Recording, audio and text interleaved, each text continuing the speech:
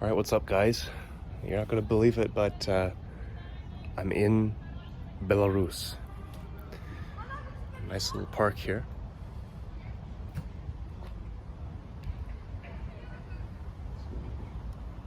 The sculptures in the back, that was one of them. And it is a gorgeous day, not a cloud in the sky. And where do I even start? So, I'm blown away. This place is clean. I'm just in a border city right now. I'm gonna take the train to Minsk in about 2 hours. And I am floored. This place is incredible so far. Ironic too, because the process of getting into the country was a little bit of a hassle. Actually, it was probably the biggest hassle I've ever had in my life for doing something like this. What do I mean? So I took a train from Warsaw down to a border town called Terespol in Poland. And when I arrived at the train station, there was a bus, and from what I could see, there were a bunch of Belarusians getting on it. But I was afraid that I wouldn't be able to find another ATM, and I hadn't taken out enough cash. And from what I understand, and based on what I asked my friend here, who I'm going to be meeting soon, due to the sanctions, you cannot withdraw cash with your Western debit or credit card here. So he advised me to just take out a bunch of cash beforehand and then exchange it when I get here. So cool.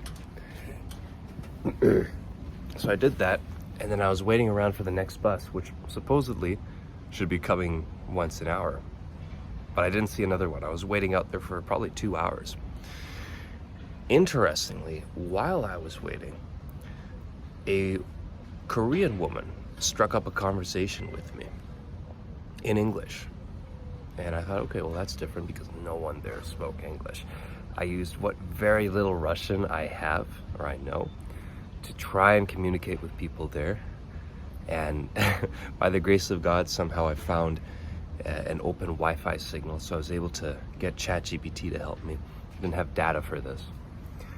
So I asked around, no one really knew what was going on. And then I spoke to this woman, and she was telling me, actually within 10, 20 seconds, I determined that, yeah, she's Korean, just by her accent, by her look. And I started engaging her in a bit of Korean. And 한국 사람입니다. And she looked at me like, huh? Like, are you Korean?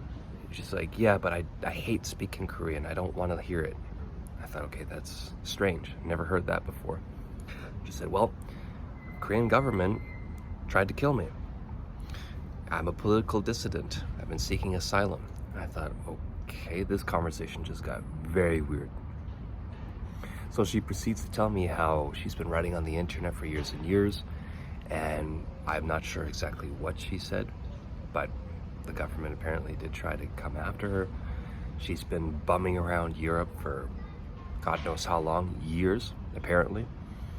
And apparently they have followed her. She's noticed where she goes, a bunch of Korean people just popping up out of nowhere in the strangest places where you wouldn't be likely to meet them. Anyways, she was telling me, I have no money, I have no smartphone, I just bum around, I just stay in churches, I beg for food. I thought, well, that's a really sad story. And for a moment, I wanted to see if both of us could get to the border together. Then I realized, it's probably not a good idea. This woman is probably a liability. She seems a bit crazy. Especially if she has no money, then she's just gonna mooch off me, which I'm not okay with. And I've been in situations like these before where my compassion worked to my detriment. Dobry dzień. So anyways, I was waiting around, and I think this Polish/Russian guy, because I don't know where some of these people are from, if they're actually from Russia, stay in Poland, or Polish, but they learn Russian. Anyways, this guy asked me for some cigarettes in broken English, and I asked him if he knew what the heck was going on. He told me, well, look, you can just take a taxi to the border, but you'll need to get in a vehicle in order to cross. You can't just cross on foot. I thought, okay, strange. So we spotted some other Belarusian guy, and we just tried to converse with him in broken Russian and English.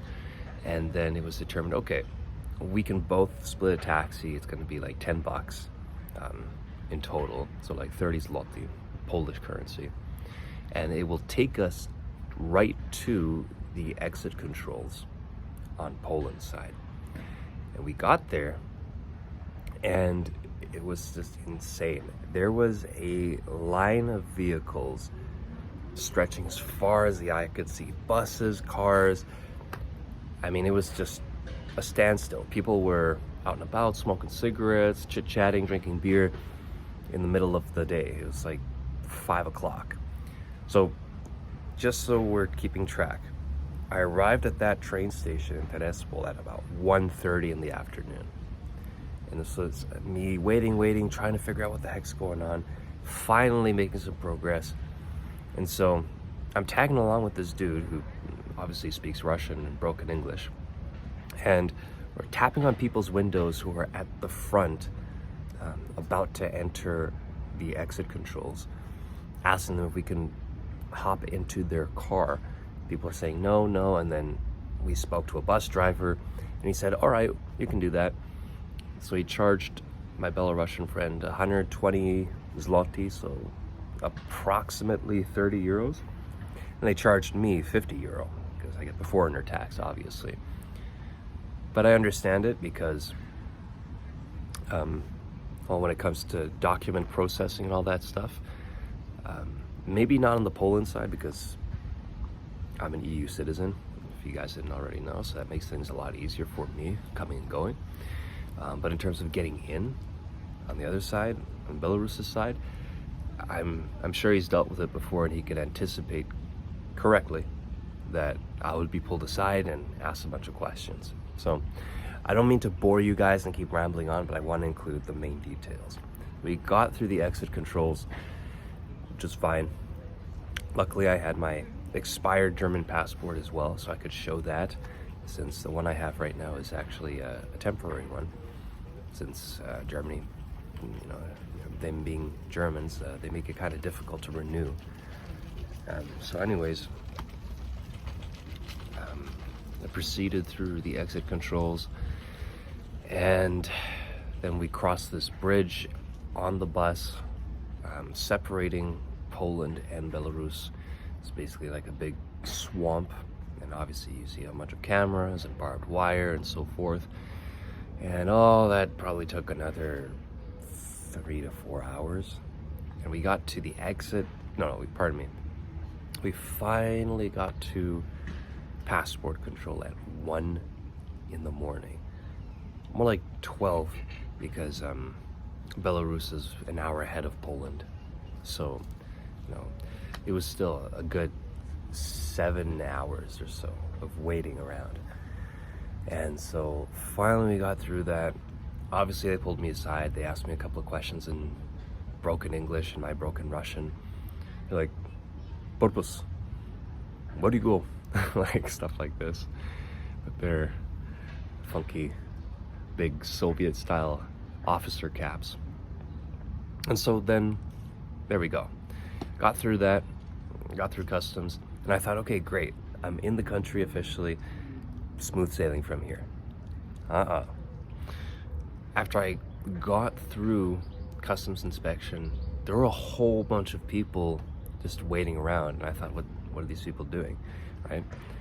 Because I'm used to being able to get through immigration customs, and then, like in Mexico, for example, if you go to Cancun International, as soon as you walk out the airport, you've got a swarm of taxi drivers trying to offer you transportation, right? Because you're in the country, boom, you can just go. It was different here. I had to wait just about another 3 hours for the bus that I came on to be fully inspected, for us to get on the bus again and go through and finally enter the country officially. I was in contact. I bought some data, thankfully. I got an eSIM for Belarus, so I was able to communicate with my Russian friend who lives here. And I said, okay, I just made it through immigration passport control. And he said, okay, I'm going to call you a taxi. So he did that, and I was walking. I was the only one walking. I thought that was a little strange. And I get up to the gate with the, I'm not even sure what you call this in English, the stopping thingy when you're trying to drive out of a parking lot or whatnot, and then the soldiers at the booth, they come out and they look at me, and it's a young guy. He spoke great English, and he said, sorry man, the only way you can get out is by getting on the same bus that you entered here. And I said, are you kidding me? That's gonna take forever. He's like, it's the only way. Like, I can't hitch a ride with one of these other cars that are going on. He's like, no. So there you have it. Finally made it to the hotel around 4:30 in the morning. The hotel was gorgeous. And if you stuck around this long, I saved the best for last. The receptionist in this hotel was like an angel. Maybe it's because I was kind of sleep deprived, but this woman, I would say probably around 25, 26, spoke impeccable English, pleasant, smiley, asked a whole bunch of questions about me just out of curiosity. Just, I thought to myself, okay, this is what I came here for. I came here, I mean, it's one of the big reasons, but I came here to finally get a breath of fresh air in terms of women, young women who are pretty, educated, and actually pleasant to speak to. Not just mean, snarky, cold, and just overall unpleasant. This woman was so nice to me. And I just thought to myself, is this what I'm in store for? Like, once I get to Minsk, once I start talking and doing my thing, approaching some women, I mean, I can't imagine many of them are going to be that fluent in English, which is fine. I'm improving my Russian day by day. I'm using ChatGPT to help me. But I thought to myself, if this is how it's going to be, then what we see in the West, it's just clear as day that there is a mind virus. There is something wrong with the women in the West. And I have mulled this over. I have contemplated it for so many years. I've talked to so many of my close friends about this. I thought I was crazy. I thought that maybe I was the one who was defective, that there's something wrong with me, that my game isn't good enough, or I don't have enough money. All of this bullshit.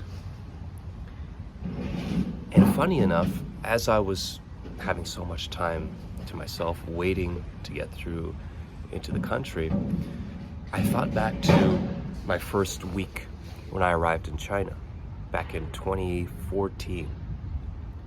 No fucking money. Arguably not in as good shape. Like, just completely inferior across every metric to how I am now as a man, how I've developed. And I met a good-looking Russian girl, and we had a date that very same night. And I thought to myself,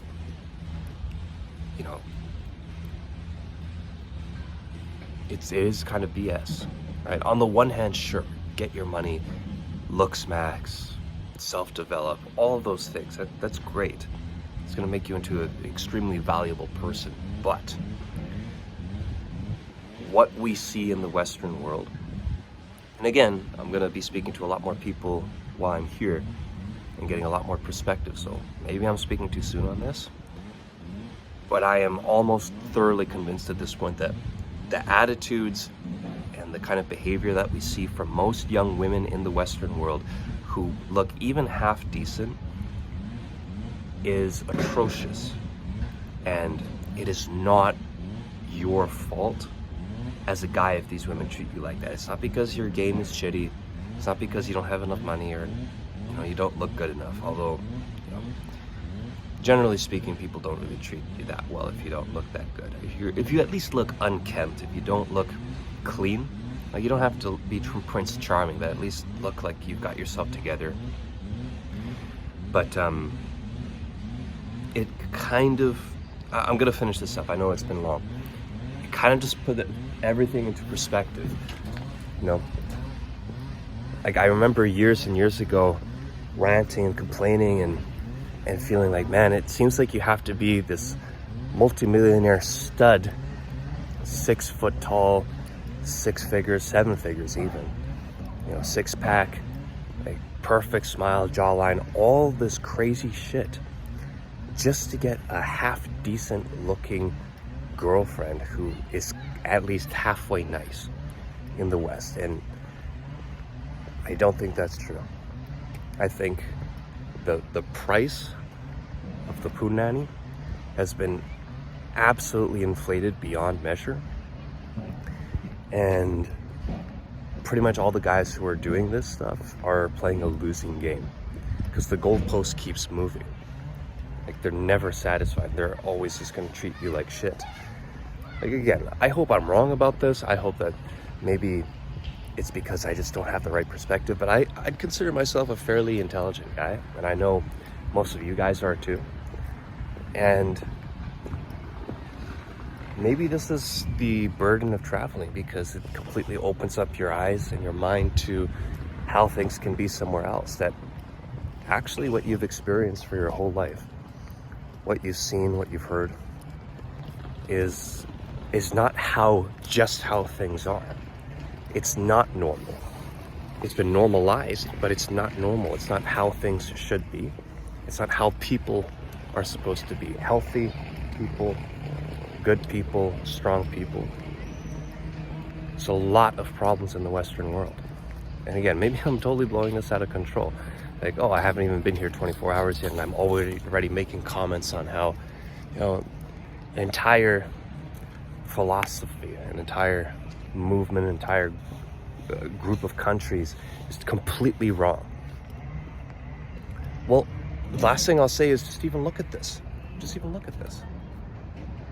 This park is spotless. And we've got a woman working back there who's cleaning everything up. This park is spotless. I don't see dog poop anywhere. I don't see garbage, nothing. When I got to Hanover in Germany, as soon as I walked out, even before I walked out, like literally in the train station, there was garbage on the floor. Even in the washrooms that they charge you to use, there was piss on the ground. Like everything, like you're paying a premium in a place like Germany for shit. They're laughing at you. You know, the people at the top, they laugh at you if you think that living in the West is best. If you think that your way of life, your philosophy, your language, your culture, your society, everything is the best. Clearly, it's not. Clearly, it hasn't been like that in a long, long time. But anyways, I'm not gonna rant and ramble. I've got a lot more to see, a lot more to talk to you about.